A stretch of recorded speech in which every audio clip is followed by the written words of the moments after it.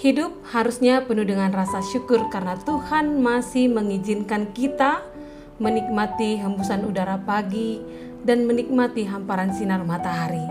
Untuk mensyukurinya, mari awali hari ini dengan firman Tuhan.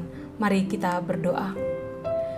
Damai sejahtera Allah yang melampaui segala akal, kiranya memelihara hati dan pikiran kamu sekalian di dalam nama Tuhan Yesus Kristus.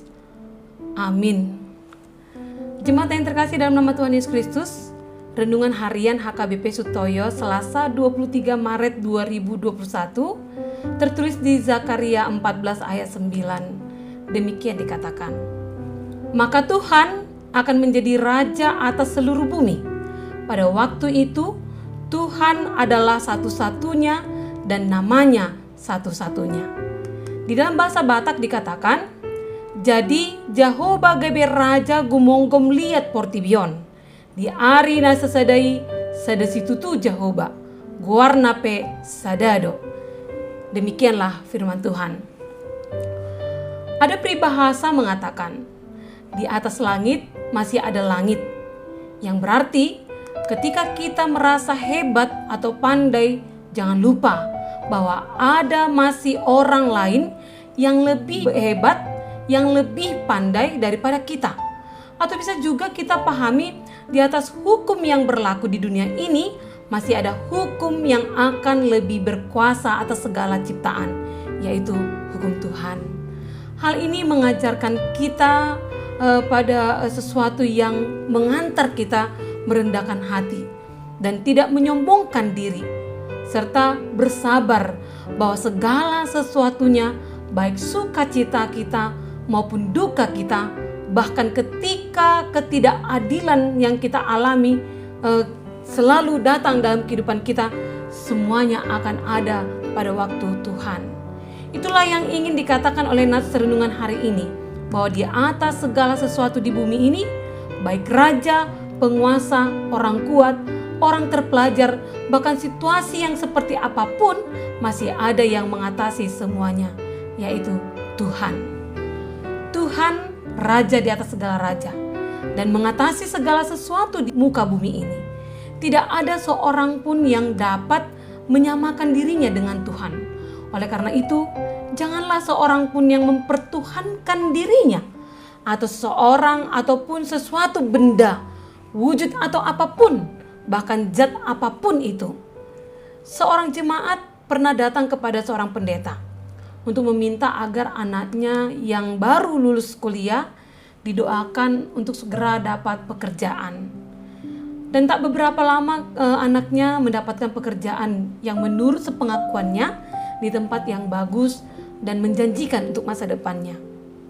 Namun sayangnya, ketika anaknya memperoleh pekerjaan itu, dia justru memuji kemampuan dan kemanjuran doa sang pendeta.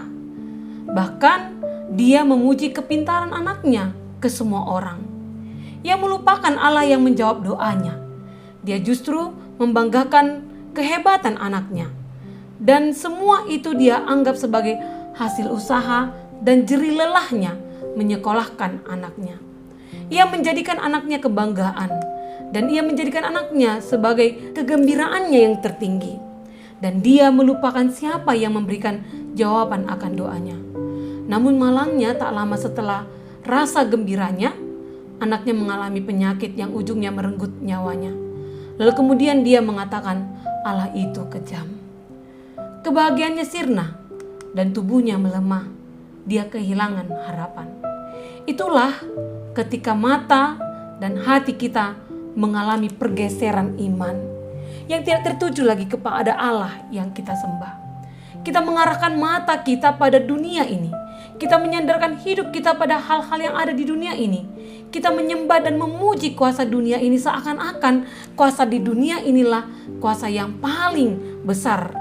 Padahal ada kuasa yang lebih besar dari antara segalanya. Saudaraku, ingatlah, Tuhanlah sumber segala sesuatunya. Hanya Dialah yang layak dipuji dan disembah.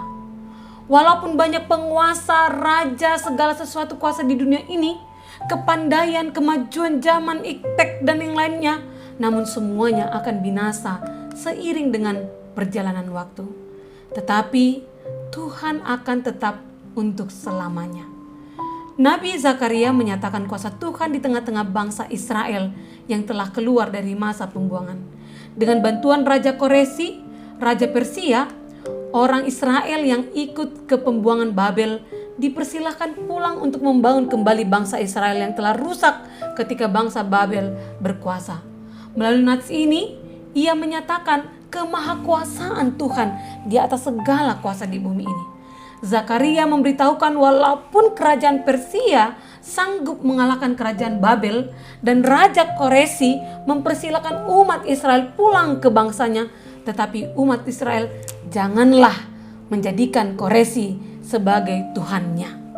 Jangan menjadikan segala sesuatu yang mungkin mendatangkan kebahagiaan kita di dunia ini untuk disembah, melainkan sembahlah Sang Pemberi berkat itu, yaitu Tuhan Allah kita yang juga kita kenal di dalam Yesus Kristus, yang menyelamatkan kita dari dosa, yang menjadikan kita layak mendapatkan berkat anugerah pemberian Tuhan. Hanya Dialah Tuhan satu-satunya bagi kita yang layak kita sembah. Amin. Mari kita berdoa. Ya Tuhan, hanya kepadamu sajalah kami akan berseru, karena Engkaulah Tuhan dan Allah kami yang kekal untuk selamanya.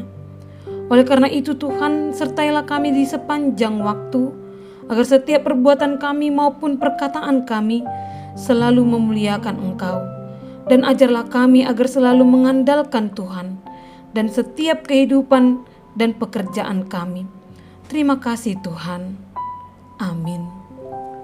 Jemaat yang terkasih dalam nama Tuhan Yesus, selamat menikmati kasih karunia Allah hari ini, dan jangan lupa untuk tetap mensyukurinya.